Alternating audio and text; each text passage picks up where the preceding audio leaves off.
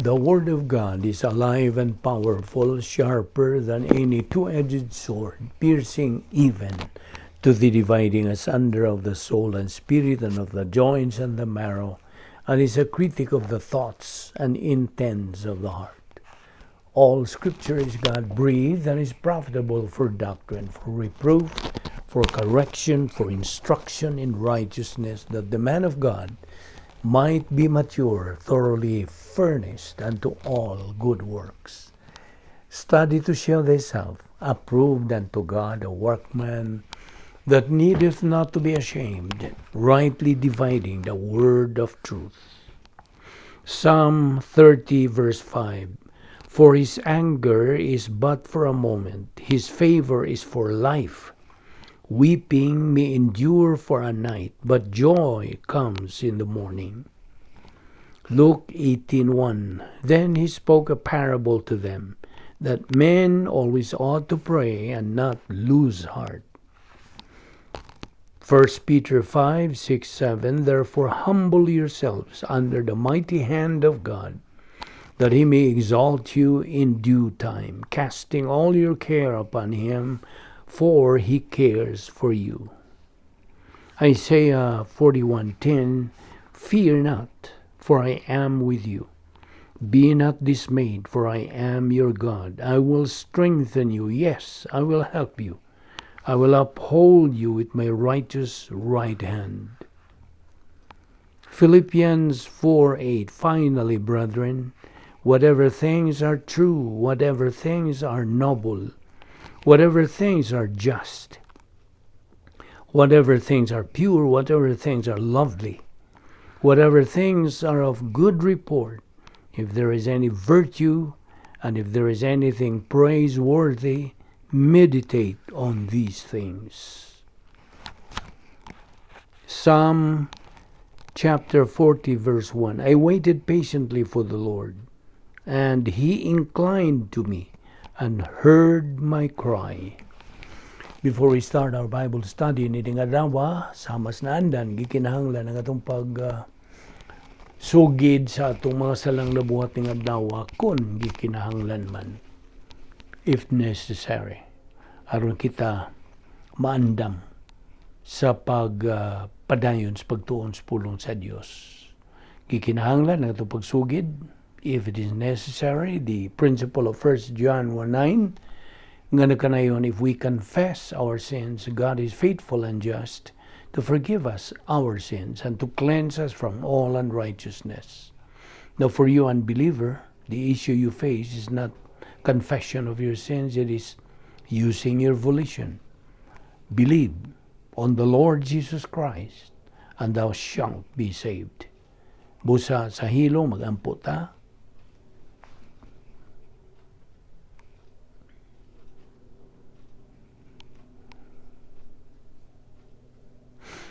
Balaan na mo nga Diyos, nagapasalamat kami kanimo ning lain usab nga higayon nga among pahimuslan kining grasya. Salamat o Diyos, grasya nga kami nakaani pa o makapadayon sa pagtuon sa imong pulong. Grasyang buhi pa kami, ini nga among lawas o pinagis pagtudlo ka na mo sa balang Espiritu Santo kami, makapadayon sa advance in our spiritual life. So we pray. Atagi kami o niya ng necessary concentration and focus to what you're going to teach us today. Kining tanan na mong ipasalamatan sa ngalan ni Ginoong Hesukristo. Amen. Maayong adlaw sa tanan nato mga subscribers, mga higala, mga igsoon diyan ni Kristo, welcome na usab ning atong adlaw-adlong pagtuon sa pulong sa Dios. Diya pa kita magadupot sa atong tunanan nga giuluhan, the role of believers in the devil's world. Okay? Ang atong papel, atong katungdanan, atong tulumanon, ingon nga mga magtutuo, samtang niya kita taliwa nining dapit nga gidumala ni Satanas. Kay gitawag kini og cosmic system nga atong puy-an pagkakaron apan tuyo sa Dios nga gipabuhi pa kita aron kita mo'y iyag yung gamiton sa pag-amgo sa kaaway sa Dios nga si Satanas nga siya sayop sa iyang accusation against God. So, kita gituyo pagbuhat sa Dios aron we can resolve the angelic conflict, the spiritual warfare nga atong giatubang ingon nga mga magtotoo, mga anak sa Dios. Okay? Kagahapon naghisgot kita bahin sa maintaining our humility. So, sa divine sphere, operational, kay maura man kini ang dapit nga giandam sa Dios kanatong mga magtotoo, kanatong mga anak niya. Atong puloy-anan samtang niya pakita ni ining devil's world. Kay kini man ang dapit nga may gahom sa Dios ug ana diha ang mga kahigayunan, mga kasangkapan nga gitagana sa Dios kanato aron kita mahimo nga mga mananaog nga mga anak niya. Mao kanay kabubuton sa Dios. Mao nang gitun-an nato kining bahin sa mga pamaagi sa Dios diha sa iyang pulong ang iyang protocol. And you know what we mean by protocol. Kumo na kayo kining maong pulong na medical protocol o kung sa diha mga protocol. Kining protocol pamaagi. Ang protocol sa Dios hingpit, it's perfect. Kay ang nagmugna nini is a perfect person. God is perfect. So, wa kanay ikatampo, wa kanay ikausab, o kanang imong usbon, dugangan, kuhaan, dili. Wala na kay katungod. Kay kanang maong protocol sa Dios hingpit. Okay? Ako nang gibalik-balik, aron di na ginanimo makalimtan. Now, like I said yesterday, sa atong pagpadayon nini nga, we should maintain that humility inside the operational divine sphere. Pinagi usab sa atong paggamit sa napulo ka mga pangagis pagsulbad sa atong mga suliran, the 10 problem-solving devices. And we should always use our right senses in our Christian life. Ug angay natong hinumduman kanunay katong doctrine of double punishment, nga diin nagalambigit kini sa doctrine of volitional responsibility, doktrina kini o pagtulunan bahin sa tulubagon sa kabubuton o ang doktrina sa punitive suffering. Okay? So, atong giingon kanimo nga ang kalig-on, kabaskog, kahimsog sa atong espiritu ng kinabuhi ana lamang sa pulong sa Dios. A believer's strength is in the Word of God. Mo ning atong giduputan gyud adlaw-adlaw. Di lang kay adlaw nato kining gamiton kundi moment by moment sa atong Kristiyanong kinabuhi. Kay mo kini ang pamaagi sa Dios, protocol kini sa Dios nga atong makabot ang atong common goal as believers, which is spiritual maturity. The capacity stage, capacity for life. Aron na natin katakos pag kinabuhi. Ug atong makaya sa bisag, makaya ang bisag unsang kahimtang sa kinabuhi. Sa kaadunahan ba? Sa kaanaa ba? O sa kawadon ba?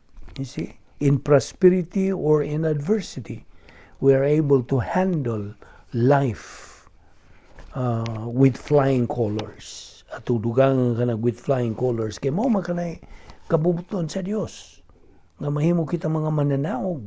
We become winner believers. Dinhi pa. Ining kalibutan na ug hangtod na dito sa eternidad. You see? So, kung balikon nga ang kaligon, kabaskog na to, ingon nga mga magtutuo, mao, anaara diha sa pulong sa Dios. Ano yung atong gitunan? Adlaw-adlaw. Ug atong gamiton kini sa matagutlo sa atong kinabuhi. Now, kay sa diha nga usa ka magtutuo mo sa likway sa kamatuoran, he will sooner or later believe in Satan's lie. Muli ako na pong gibalik. You see? Kay mahinungdanon kini pagayo.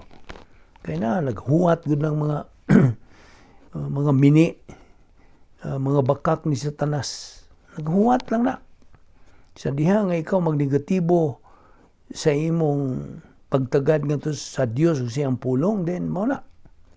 Tuwa, nagahuwat na sa Satanas. Sikad-sikad na siya. Imo nang dawato ng iyong mga bakak. Kay whenever we believers face problems in our life, at kung baliko na po ayaw tutuki ka ng mga suliran. Tutuki hinoon ang mga espirituhanong hinagiban nga naa na diha sa imong kalag. Kay mao bitutong akong giingon nimo nga karong panahon na labihas kabagang panon sa mga magtutuo. Big majority of believers wala na gyud sila alamag bahin sa espirituhanong kinabuhi. They don't have any clue. So, what God is after is our ability to face any problem or adversity. O dili nato kinahanglang kalimtan. We should not forget to use sa pulong sa Dios diha sa 1 John 1:9, which we call the recovery technique or rebound technique. Kanang rebound, pagpauntol, pabalik ngadto sa atong pakigambitay ngadto sa Dios. Kasi diha nga makasala kita, muuntol ta pagawas. Kasabot ka? That's why we call this rebound. Mo rebound ta ni ba naman kag unsay mga buot pasabot ning rebound kay kinigod. This is the kaning mga panultihon bahin sa paugnats kusog sa basketball. Isi kamo mga sayod dining maong duwa kanang pag-rebound sa may buot pasabot. Ang rebound nga imong kuhaon na po ng bola nga wa ma-shoot diha sa ring, wa man ma-shot. So therefore imong ilogon kana. Mo na gitawag og rebound, imong i-rebound, kay balik nimo aron imo na sang i-shoot na ngadto sa ring aron ikaw makascore. And you know what I mean. So mo na nga ako kang gingnan nga kini nga atong gipanghisgutan mga lakang kini, these are steps to follow. Kay kini ang open secret sa Dios. Bukas nga sikretong bukas aron sa ingon niya kita mahimong mga mananaog sa kinabuhi. Mao mo gid nga atong tumong kay mao pud nay kabubuton sa Dios. So mao na kung balikon nga ang Yahweh nining tanan is we have to be filled by God the Holy Spirit. Kinahanglan mapun-an kita sa Espiritu Santo ug mobalik kita sa atong pagkigambitay ngadto sa Dios nga Amahan. Ug dili kita mabiktima niining mga kalaki ni Satanas. Mao na atong itun-an aron kita magmadinaugon, dili mapildiro, dili makaswalti. Okay? So, nga dili ta makaswalti dining gitawag nato og reversionism.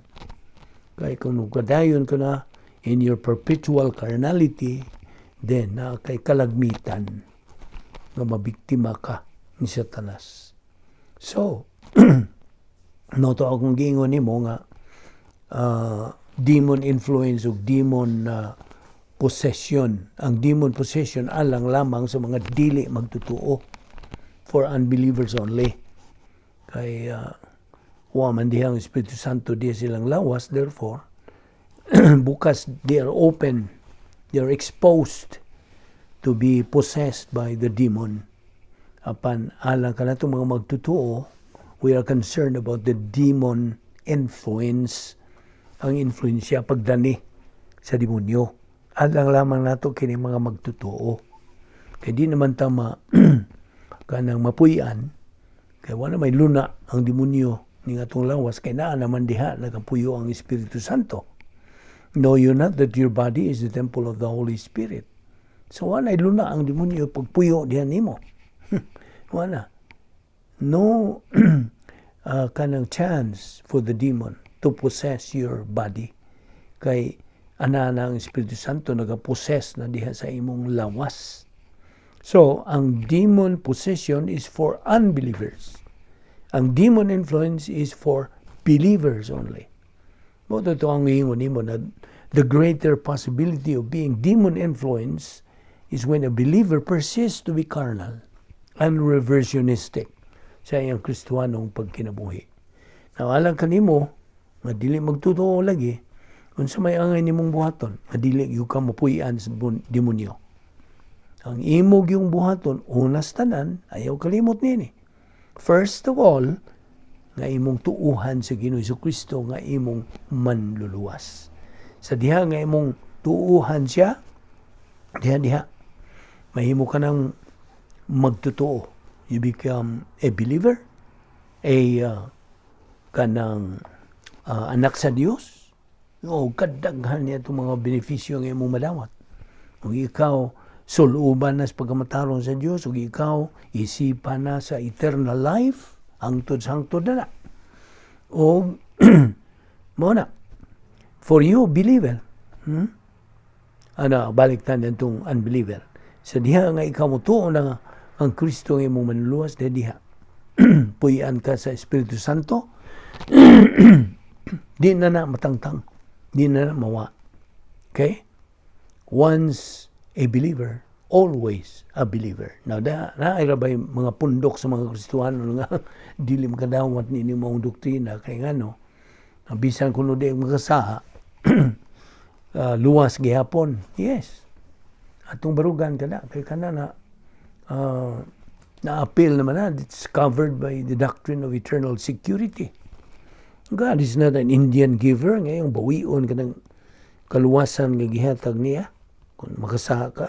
In fact, ang sala, dili na isyo sa kaluwasan. Kaya nga naman, ibahiran na ng tanang mga sala sa tibuok kalibutan, sa itong pagkabatay ni Ginoo Kristo dito sa cross.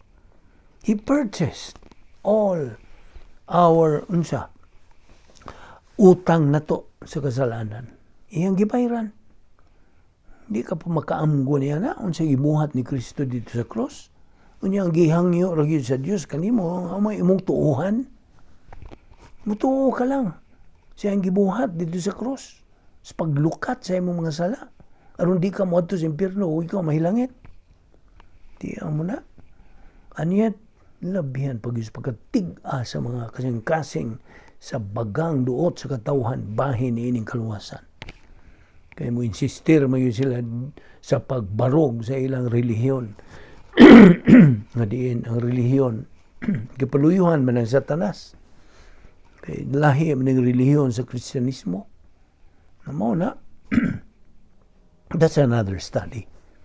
So mao na ikaw magtutuo aron ikaw makalikay niining demon influence nga dili ka madani sa demonyo, ayaw gyud kalimot sa pagpuyo diyan sa sulod sa operational divine sphere. As always, aron ikaw makatubo diyan sa grasya ug sa kaybalo sa atong Ginoong manluwas nga si Ginoo Kristo. Unya, samtang tuwa ka sa sulod, maintain humility, pagpabilin kanunay sa pagpaubos ngadto sa otoridad sa Dios pinagi siyang pulong. Unya gamita ang tanang mga kasangkapan nga gihatag sa Dios kanimo. The 10 problem-solving devices, unsa pa?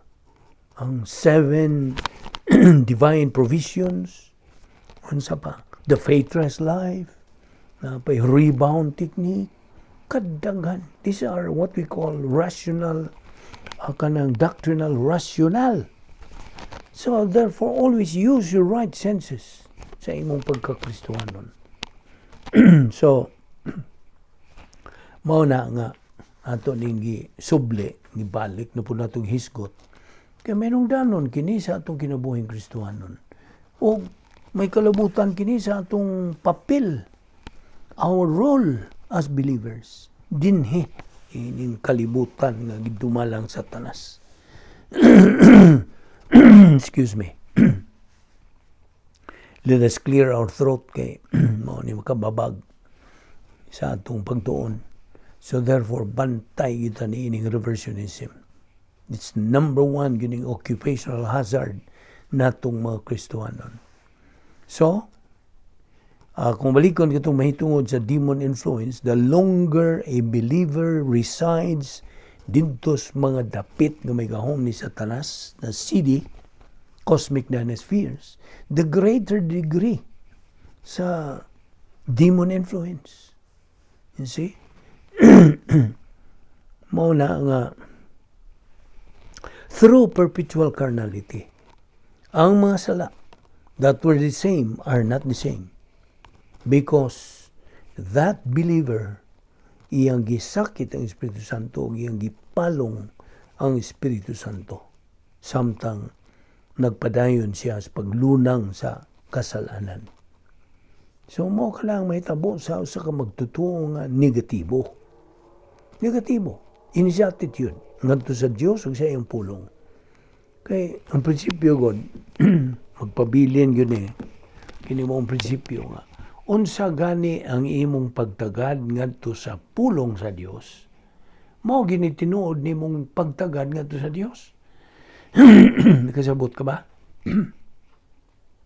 Kung unsa may imong kanang pagtagad ngadto sa pulong sa Dios, mao na tinuod nimong pagtagad ngadto sa Dios. Dili kay mo ingon lang ka nga gigugma ta ka Dios all of those kana bang gitawag nila og lip service. Kutob ra gyud na sa imong baba sa pagbungat niya na. Apan deep inside sa imong kardiya, sa imong kalag, wala. God is so far away. Wala gyud. Dili tinuod ang Dios diha kanimo. Kaya nga naman, negatibo malingi mong pagtagad ngadto sa Dios o sa iyang pulong. You see? Mao ni atong bantayan gyud. Kay God means what He says, and He says what He means. So mao na. Do not be a victim of kanang pagkakarnal. Kay matud palaging Pablo nga niata sa katapusang mga adlaw. Kay kini kung last days nga hisgutan ni Pablo dinhi ang kining last days kaya karon mismo nagpaminaw kanini nga tong pagtuon sa pulong sa Dios. This is the last days. Kay kini ganun sa man ni magsugod. Nagsugod kining last days niadtong pagkatao sa simbahan. When the church age began. Kano sa man sa Pentecostes, pagkunsad sa Espiritu Santo. So, the last days therefore means the church age. Kini nga itong panahon ganon. O na ay mga difficult times in these last days. Malisod nga mga panahon. Kini nagpasabot. Paminaw. Basig nakalimot kanini mo kinibot pasabot. Kining difficult times in the last days. Nga ang usa ka magtutuo dinhi sa katuiga simbahan nga mo disregard. Dili manumbaling. Iyang isalikway. Dili siya moangay. He disregards everything nga gisangkap sa Dios sa matang magtutuo. Iyang i-disregard. Dili niya panumbalingon. You see? When a believer uses God's grace provision, on the other hand, ang iyang kinabuhi, hanoy, hapsay, linaw, naikalipay. It's fine and easy. But, kung lagi iya kining isalikway, then, diha, na ng difficult times. That is what we mean. The difficult times in the last days. You see? Huwag ka kaliparar. Nga akong ibalik ni. Balik gayod. Hantod nga di mo makalimutan. Now, ako kang gingon po gahapon nga. Ang mga sala nga wa ma-rebound, wa masugid, will turn to SUD. Sin unto death. Now, this indicates that sins are not the same. When we sin, the old sin nature takes control of our life. Nala. Kay duha may mudumala. Buot pasabot nag-ilog. Di mangyud mo ilog ang Espiritu Santo kay mag-agad man lang kana sa imong kabubuton. Ang Espiritu Santo naghuwat lang. Apan ang aggressive yun mo katong kinayang makasasala. Ang grabe pa, meaning kinayang makasasala. Kaya niya nandaan ang tapot sa tibuok lawas nato ng mga magtutuo. Both believers and unbelievers, naana sa atong lawas. Kining kinayang makasasala. Nga mo'y magatukmod nato sa pagbuhat ng sala. You see? Now, in 1 John 5:17, to 18, we know that he who is born of God, born again, cannot sin. But he who was born of God keeps him, the Lord Jesus Christ. It is in you, but guards him.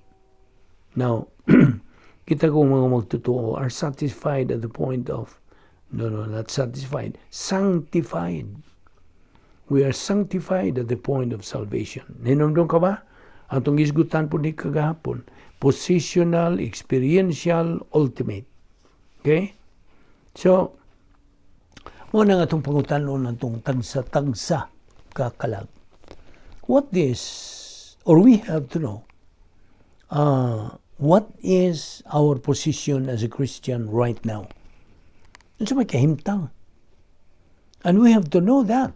Pinaagi sa lenses of Bible doctrine. Now, diyan sa 2 Timoteo, Kapitulo 2, versikulo 26, ngadto sa Kapitulo 3, versikulo 7. Ang gihulagway dinhi, ini maong mga bersikulo. What is pictured here is the believers being reversionistic and perpetually carnal who become a casualty in the angelic conflict. Now, we have seen already ang katapusang mga adlaw, the last days, na kahulugan kining katuigan simbahan, where many believers are too negative towards doctrine. Too negative. Tabihan sa pagka-negatibo yun. Kikinig mo itong panahon, remember the age of apostasy? Apostasy means departing from the truth. Wana. Ang mga katauhan ka doon, wana. Wana gyoy gugma, wana gyoy kanang kahangawa sa pagtuon sa pulong sa Dios. Now, sama ramanggod ning panahon nato sa kanang panahon ni Noe. Inibalik na po nato ni.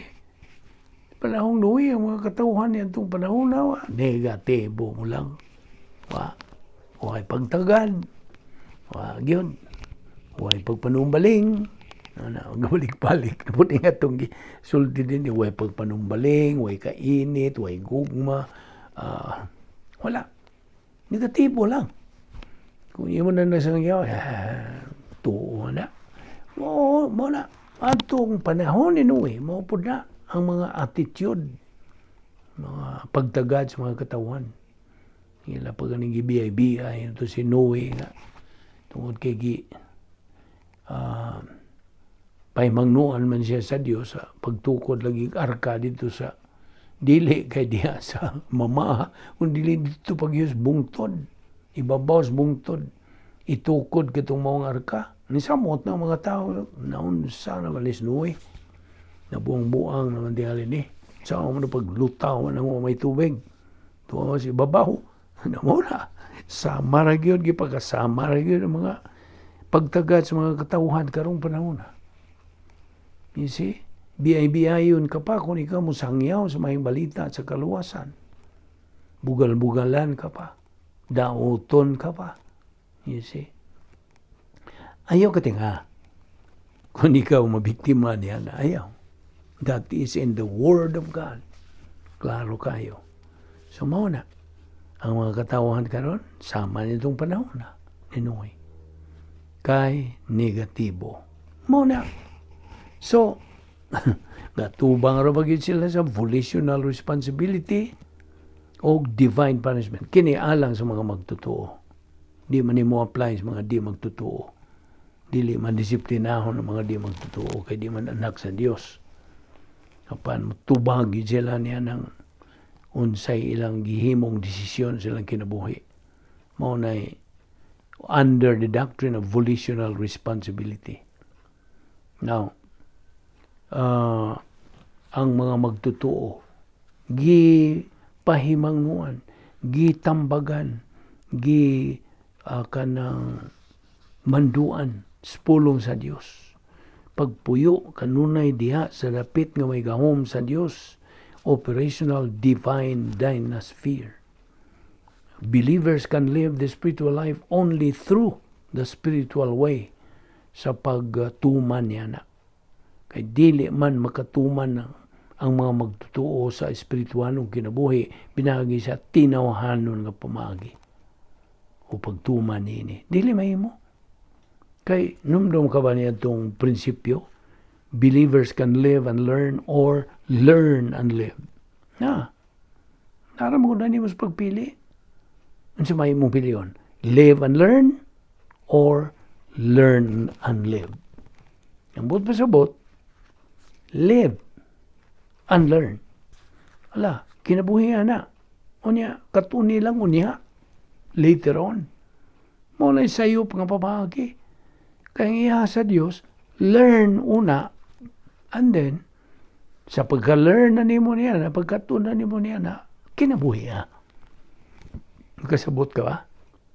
So, pili. Live and learn or learn and live. It's a matter of choice. Naragis pagpili ni mo na. So, ako kang pangutanon pag-usap, what is your position as a Christian right now? Unsa man? Positibo ka ba o negatibo? Kung positibo ka, then, ang gugma sa Diyos, ang iyang pagtagad niya kanimo of course, di man mausap ang iyang gugma o pagtagad. Ang pasabot nga, it is His love. Usanas kinaiya sa Diyos. Pag sa diha nga ikaw magnegatibo, di na ka manumbaling, wala kay gugma sa pulo sa Diyos, then, dili na gugma ang mulihok ang kinaiya sa Diyos, kundi dili justisya na. Kasabot ka. So, ato lang klaro nimo. Now, okay, let us review. At the point of salvation, you were set apart to God. Ang sabot pa sabot. In a split second after salvation, ikaw na himong anak sa Diyos. Ikaw gibautismuhan sa Espiritu Santo. Ikaw gitimrihan sa Diyos Espiritu Santo. You were sealed. Okay? Now, etc. Ano na itong inon? Kay daghan kayo ng mga kaayuhan, mga benepisyo. Kung timan ipo itong 3 sanctifications, positional, experiential, o ultimate. I hope gisuwat na nimo sa imong notebook o sa imong iPad ang labing ang labing epektibo ginon nga imo na nanggiun sa nakatunan na silsil diya sa imong kalag. So positional, the means of eternal security. We were entered into union with Christ. We share Christ, kingship, sonship, etc. Kunya ang experiential, ano yung atong adlaw nga kasinatian sa atong pagka-Kristuhanon, sa atong kinabuhing Kristuhanon.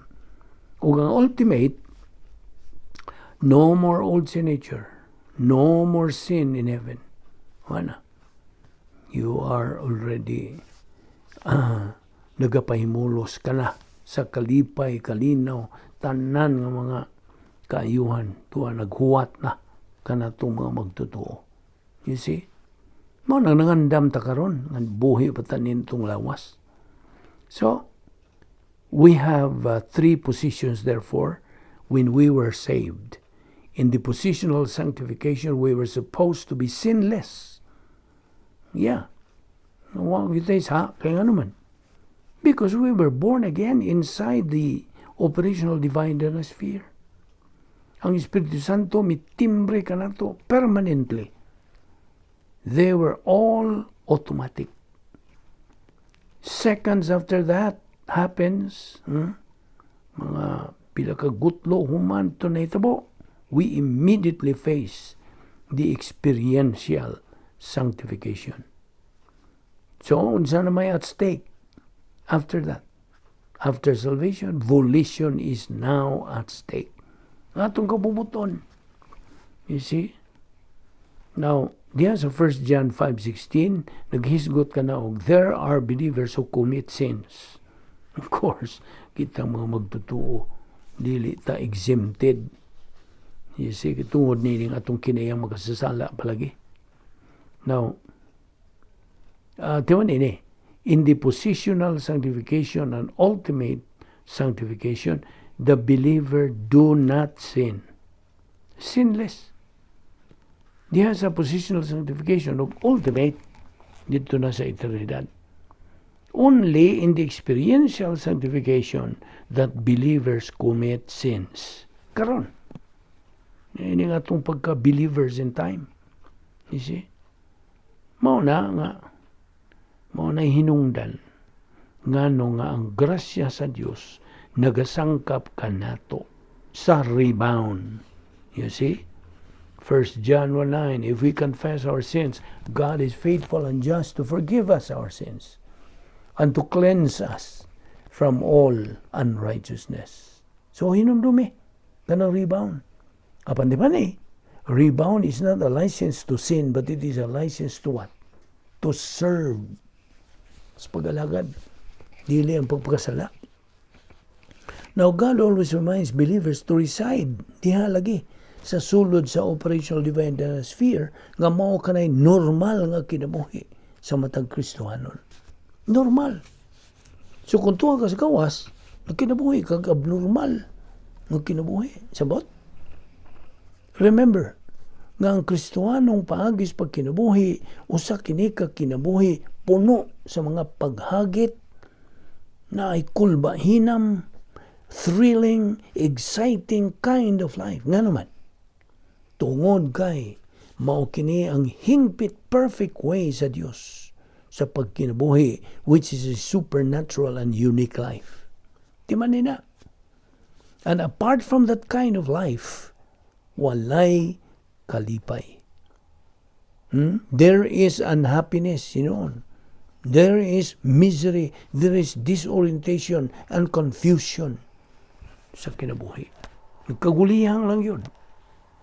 So every time believers are out of line, meaning na carnal sila, na reversionistic, unsaon man sila sa Diyos, anak man sila sa Diyos, latuson. God punishes them. Whom God loveth, He chasteneth. But, nga naman ang mga magtutuo, disiplinahon man. Mutana ka tingali, why are believers being punished? Tubag, believers are punished for disobeying and dishonoring the Lord. Pinagi sa ilang pagpakasala. Dili ang sala mismo. Dili. It's not sin per se. Dili.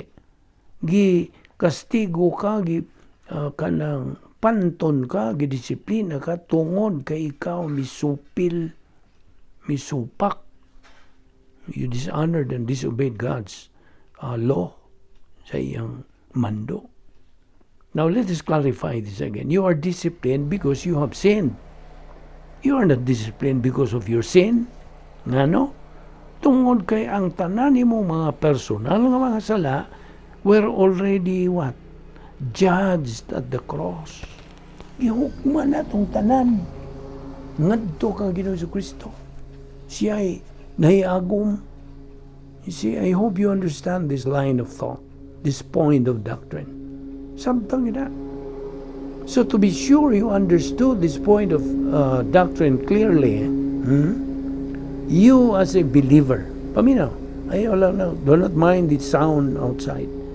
To be sure you understand this point of doctrine clearly, ikaw nga magtotoo, gidisiplina ka tungod kay ikaw nakasala. You have committed personal sins, pinagi sa imong desisyon, sa imong kabubuton to what? To sin. Right? So now you are being punished for committing those sins. You are not being punished for your sins. Akong ibalik na po na. Huwag ka disiplina tungod sa imong mga sala. Kaya nga naman, tungod kaya ang tanan na itong mga sala have already been judged on the cross. Sabtag na. So therefore, kita disiplinahon sa Dios tungod kay ato magipalong ug atong gisakit ang balaang Espiritu Santo. Again, no believer is punished for his personal sins, for they were all judged on the cross. Ngadto kang Ginoong Kristo. Now, forgiveness of post-salvation sins, gibasihan ini based now on acknowledging those sins judged on the cross. But punishment is based on failure to fulfill the principle of experiential sanctification. Now, let us always remember that we are already set apart. Gipaglain na ta. We are supposed to be sanctified. But why is it that we do not act like and then think like or live like sanctified ones? Nga naman, na may uban ka na to. If that is what is true to us, or that is our actual condition, then, muabot ang kanang disiplina sa Dios. You see? Mao ka na hinungdan nga no, ang pulong sa Dios nagpahinumdom ka na itong mga magtutuo, not to resent, nga dili ta mo sinta, dili ta mo diskuhag, not to resist, not to feel bad, sa higayon nga ang Dios mo panton mo disiplina ka na to. Tungod kay, unsa may gipakita sa Dios pinagi niya na, He is showing us His care, His concern, His love toward us. Sabot? Yes. God couldn't care less. Iyang yung siguro that we always come to our senses, right senses, when it comes to fulfilling sa iyang protocol nga plano alang sa itong kinabuhi. God, as we know from His Word, means what He says and He says what He means. He is dead serious to His Word. Ako na pong ibalik na. So when God punishes us because of our disobedience, hinumduman na to. Kini, we ought to accept His punishment with willingness on our part, with humility on our part, with gladness on our part, convinced, of course, by the fact nga ang Diyos mismo is actually manifesting His undying love and care for us, iyang mga anak. Kaya di naman kabubuton sa Diyos to hurt us, dili. Iyatang pasakitan, no? Or to harm us, but to remind us, to caution us that it is miserable to be out of His will, out of His plan. So kung magawas ka siyang plano na ikaw, mauna ka na ang imong hiaguman niya. Miserably to be out of His will, out of His plan. God's plan is the best and the highest. Di ba nina? Gawas pa niya ng the best and the highest. Ang iyang plano is problem identifier, problem anticipator, problem preventor, and problem solver. God indeed is so gracious to make us realize giunsa niya ta paghiugma. How wonderful His plan is for us. So much so that He cannot bear to see His children going out of line. Dili siya makaako. You see? Mauna nga, di nilang una kinakutob una, di nita mo parking una, o ato ipadayo ni ugma. Okay? So I hope nakakutlo po ka mga pagtulunan nining pagpadayo na to niini. Let us pray. Amahan namong langit no, nagapasalamat kami kanimo. Niining higayuna sa among pagpahimulo sa imong grasya. Salamat sa imong pagpatinaw kanamo sa dugang pang mga punto sa doktrina. Masarang namong magamit sa mga adlawng pagkinabuhi. Yes, we live one day at a time.